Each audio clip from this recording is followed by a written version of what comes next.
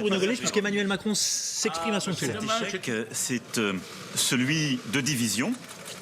Division politique d'une part au sein du Parti conservateur européen, qui a marqué le dissensus de plusieurs de ses leaders sur ce qui avait pu être prêt à gré. Et d'autre part, division géographique aussi au sein du Conseil, qui a conduit, malgré tous les efforts de la nuit, à décider de reporter à demain 11h la décision et de trouver dans les heures qui viennent, d'une part le repos nécessaire et le calme qui pourra accompagner ainsi les esprits, et d'autre part une solution sans doute nouvelle qui suppose que chacun bouge un peu. Dans cette discussion, je veux dire que tout au long de la journée d'hier, de cette nuit et de cette matinée, la France a essayé d'œuvrer pour trouver un schéma acceptable pour tous. Nous n'avons pas poussé un schéma fixe, ni une candidature nationale, j'ai eu l'occasion de vous le dire hier, mais le respect de critères que j'ai plusieurs fois évoqués depuis le 28. Je veux d'ailleurs à cet égard saluer l'étroite coordination que nous avons eue avec la chancelière Merkel et saluer le travail qui a été le sien tout au long de la nuit. Elle s'est fortement engagée pour convaincre au sein de la famille PPE et essayer au maximum d'obtenir un accord aujourd'hui. Nous avons eu aussi une étroite coordination avec Charles Michel, Mark Rutte, Pedro Sanchez, Antonio Costa pour coordonner les deux familles politiques. Il est clair que cet échec est lié donc aux divisions que j'évoquais, parfois à des ambitions personnelles qui, à mes yeux, n'avaient pas lieu d'être autour de la table. Et donc il faudra résoudre d'ici demain, mais sans doute aussi au fait que tout ce processus a été mal pensé, avec l'ambiguïté, comme j'ai eu l'occasion de le dire, des Spitzenkandidaten, et au fond, une lecture qui peut être ambiguë, où à la fois les chefs d'État et de gouvernement sont là pour représenter leur pays, mais se sentent captifs d'intérêts politiques ou de contraintes politiques, ce qui n'est pas l'esprit de notre traité. Nous allons donc poursuivre le travail et les concertations d'ici demain, nous retrouver à 11h, et je suis confiant sur le fait que nous aurons un accord sur cette voie et nous allons y travailler avec la même bonne volonté. Je pense aussi que dans la durée, nous devons tirer toutes les conséquences d'un tel échec. Notre crédibilité est profondément entachée avec ces réunions trop longues qui n'aboutissent à rien. Nous donnons une image de l'Europe qui n'est pas sérieuse. Je souhaite donc, à l'issue de ce processus, d'abord, nous prenions le temps qu'il faut pour nommer la bonne équipe, celle qui permettra d'avoir des réunions mieux préparées et d'accéder à des solutions concrètes. Mais ensuite que nous réfléchissions aussi à la simplification de nos procédures et à une avancée beaucoup plus forte, à la fois plus démocratique et plus efficace de notre fonctionnement collectif. Je suis aussi, dans ce contexte, plus que sceptique sur toutes celles et ceux qui nous expliquent que l'avenir de l'Europe est dans un nouvel élargissement quand on n'arrive pas à se mettre d'accord à 28. Et là aussi, je serai intraitable sur le fait que je refuserai toute forme d'élargissement avant une réforme en profondeur de notre fonctionnement institutionnel pour avoir cet esprit de sérieux. Voilà. Non, je ne vais pas jeter. C'est pas une personne. Vous savez, il faut...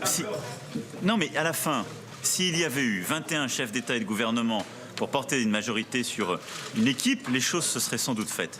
Même si pour ma part, j'étais extrêmement sceptique à l'idée d'avoir d'importants pays qui soient hors de l'accord.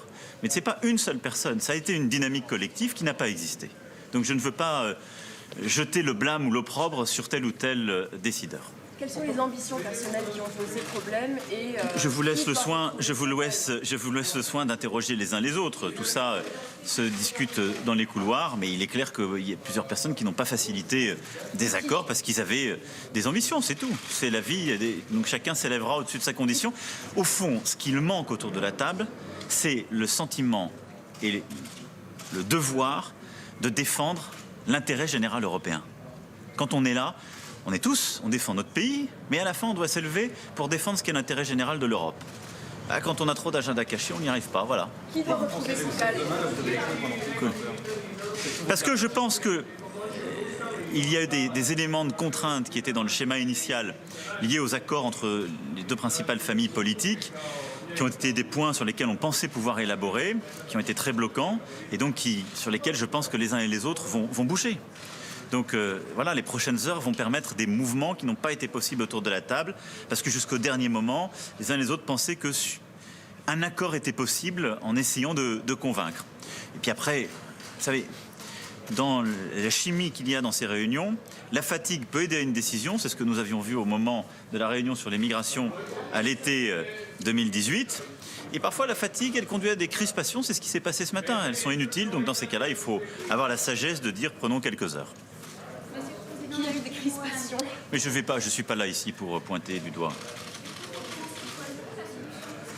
Je pense qu'il faut en effet, vous savez, on sait quels sont les profils qui sont à la fois candidats et crédibles et qui correspondent aux critères qui sont les nôtres. Et ensuite, il faut pouvoir les composer de manière harmonieuse pour tenir les équilibres, en particulier. Moi, j'ai réinsisté sur le fait qu'il fallait la parité sur les nominations qui dépendent de nous. Et il faut aussi des équilibres géographiques. Donc voilà, on ne va pas sortir du chapeau des personnalités nouvelles. C'est une capacité à composer et donc trouver des flexibilités nouvelles. Est-ce que la proposition d'Osaka est toujours d'actualité ou vous êtes passé à autre chose? Comme je l'ai dit moi-même en conférence de presse à Osaka, il n'y a pas de proposition d'Osaka. Il y a eu des consultations faites par Donald Tusk. Et j'ai trop de respect, je l'ai dit en ces termes, dans la conférence de presse que j'ai donnée à l'issue du G20, pour dire que quelques États membres prennent une décision pour 28. Ça ne marche pas comme ça. C'est la responsabilité du président du Conseil de mener les consultations et de proposer une opération complète. Il a préparé cela à Osaka, mais cette préparation, manifestement, n'a pas permis d'aboutir à un résultat aujourd'hui.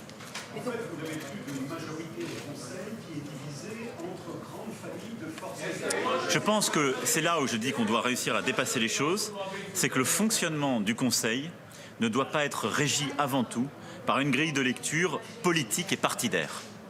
D'abord, je pense que tout le monde n'a pas tiré toutes les conséquences de la recomposition politique qui s'est jouée.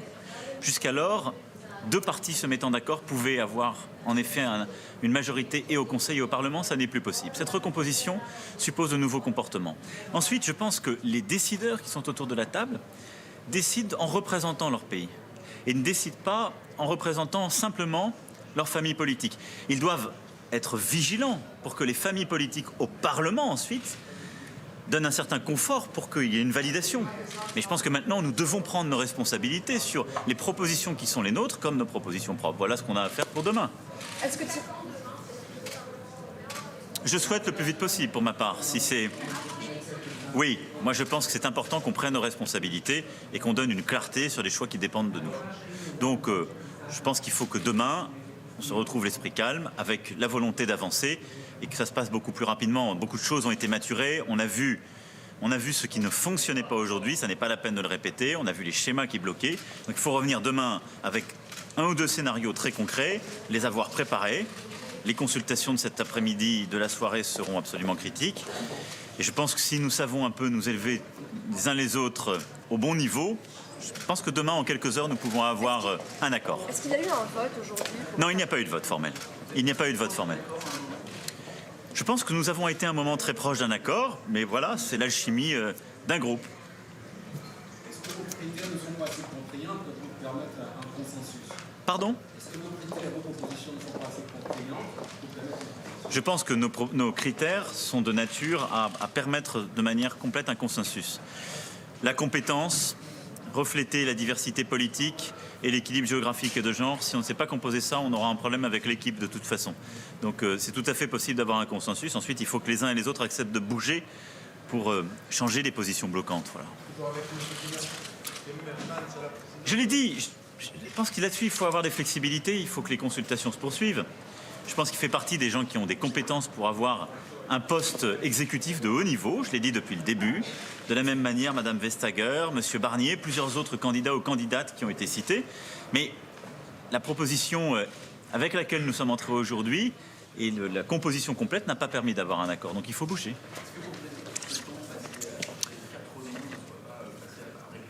Ah, je vous le confirme. Je pense que c'est ce que je vous disais en arrivant. Nous ne sommes pas sérieux à procéder comme ça. Je pense qu'il y a un vrai problème de préparation, de fonctionnement. Et aussi, on ne peut pas avoir des désaccords qui s'installent aussi fortement et autant d'heures passées en palabre. Non, il faut changer profondément. Il faut changer nos règles. Il faut que les uns les autres acceptent d'avancer. Et tant qu'on n'aura pas changé ces règles et qu'on n'aura pas réformé le fonctionnement de notre méthode intergouvernementale, nous ne serons pas crédibles sur le plan international, nous ne serons pas crédibles vis-à-vis de nos concitoyens et il sera impossible de toute façon d'élargir en quoi que ce soit l'Union européenne. C'est tout. Et ça, c'est notre responsabilité de dirigeants. Vous savez, on ne peut pas discuter avec les dirigeants du monde, avoir un monde de plus en plus violent sur les sujets géopolitiques, sur les sujets climatiques, avoir des démocraties libérales, comme nous en discutions il y a quelques jours, qui émergent, et nous être un club de 28 qui se réunit sans jamais se décider. Soyons sérieux. Et nos concitoyens le voient. Donc c'est à nous de bouger. En tout cas, moi, j'y mettrai toute mon énergie. On sait où nous voulons aller, on a eu un accord stratégique, on doit se donner les moyens et la méthode d'y aller. Et on ne peut pas être les otages de l'un ou l'autre ou de petits groupes qui se forment. Il faut aussi avoir une méthode beaucoup plus efficace sur les grands sujets. Moi, je considère qu'on a besoin d'une vraie réforme en termes de gouvernance pour être à la fois plus unis, plus efficace et plus démocratique. Voilà, je vais y aller parce que de toute façon, vous me reverrez demain. Donc, je reviendrai demain à 11 h.